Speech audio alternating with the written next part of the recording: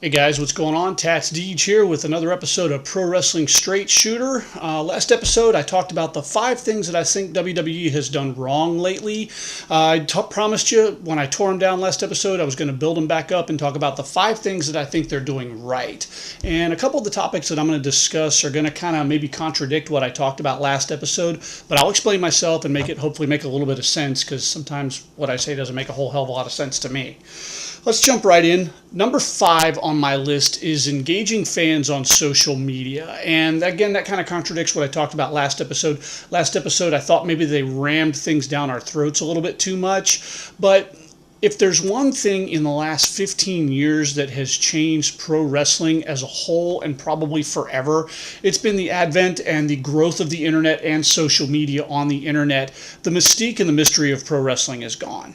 And with that, took some of the fun and some of the magic out of the product and out of going to the shows and watching on TV and getting the pay-per-views. And it created this difficult environment for pro wrestlers to survive in. And I think WWE has really gotten in front of that train and gotten in front of it well and just decided, hey, screw it. You know what it is. We're going to engage you guys on social media. We're going to open the doors a little bit. We're going to peel back that fourth wall.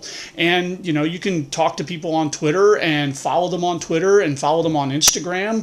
WWE's got its own YouTube channel. I did say last episode, I think they do kind of cram some of it down our throat a little too much. So maybe they could find a little bit more balance there. But at any given time during the week, if there's a WWE show on, whether it's Raw, SmackDown, or a pay-per-view or the main event, something is trending, and in most cases it's trending #1 worldwide, and that's huge because it's getting out there and it's branding the product and it's showing people, hey, we're still here and we haven't gone anywhere. So I think that's really, really good. If they can tweak a few things, maybe cram a few things less down our throat, let us figure it out. Don't insult our intelligence. We do know how to do some of this stuff, and keep doing it, man. I think it's positive for the business. Number 4 thing, and again, I've talked about the WWE Network before, and I've talked about the big push that everybody had. There was the big canceled WWE Network now after everybody got all ticked off about the Royal Rumble. I still believe in the network. I think it's an amazing product, and quite frankly, if you're a hardcore wrestling fan, this is ingenious, man. For $10 a month, you can watch almost anything, and I mean anything. For those of you that still have a hard-on for the Attitude Era, it's there. Believe me, WWE knows how much we love the Attitude Era, and they have it all over the network. They've got all the pay-per-views from the Attitude Era. They've even got the whole weekly segment, the Monday Night War, which was the most fun part of the Attitude Era. It's on there, guys. They've heard us. They've listened. They know what we want, unfortunately. And I'll talk about the PG-13 era versus the Attitude Era in a further episode. But for the hardcore wrestling fan, I don't think you can beat the value that the WWE Network offers. Classic matches, classic AWA, NWA, old Road Warriors. You want to go back and watch an ECW Malenko Guerrero classic? Go watch it, man. It's on there.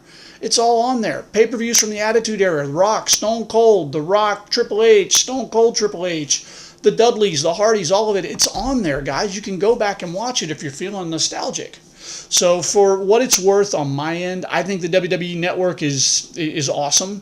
It's great value for your dollar. I did say in the episode, a couple days ago that I'd like to see them tweak a couple of things, but for the most part, I'm not canceling mine anytime soon. Number 3 on my list, and this is something that again I'm going to devote a little bit more time to in another episode. Finding the balance between the Attitude Era and the PG-13 era. There's absolutely no denying that the Attitude Era was probably one of the most fun times to be a wrestling fan. Not only did you have great characters, great storylines, you had the Monday Night War, which that in and of itself opened up the doors to pro wrestling in a way that just, I don't think it'll ever be duplicated. And when we got out of the Attitude Era and we got more into what everybody's dubbed the PG-13 era, they lost a lot of hardcore fan base. They lost a lot of people, but I think there's an underside of that a lot of people don't realize. And again, I'll talk about that in a future episode. I think they're trying to cater to all fans. Not always successfully, but they are trying. There's a little bit of the holdover from the Attitude Era in there, but there's just enough to appease the sponsors, the board members, and the fans as a whole They don't always, like I said, they don't always hit the mark, but I think they're trying. They're still trying to find that foothold and that balance between the two. But like I said, that's a discussion for another day.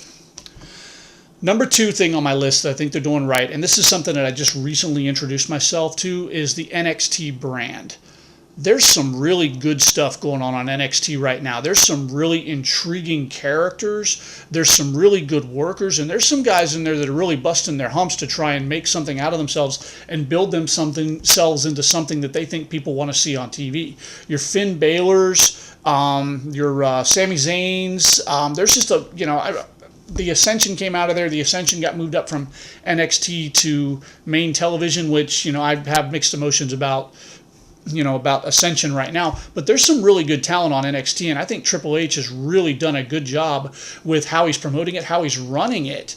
If you listen to him talk on the Stone Cold podcast, he's got, camera feed from their training center in Orlando straight to his office, and he can critique and watch, and hey, we're doing this, and, if he doesn't absolutely directly have hands-on, he's always tied into it, and kudos to him for that, man, for being a part of it and taking the reins, and more importantly, doing it himself and not relying on Vince and Vince's input to try and build up a new brand and give people a little bit of an alternative to Raw and SmackDown.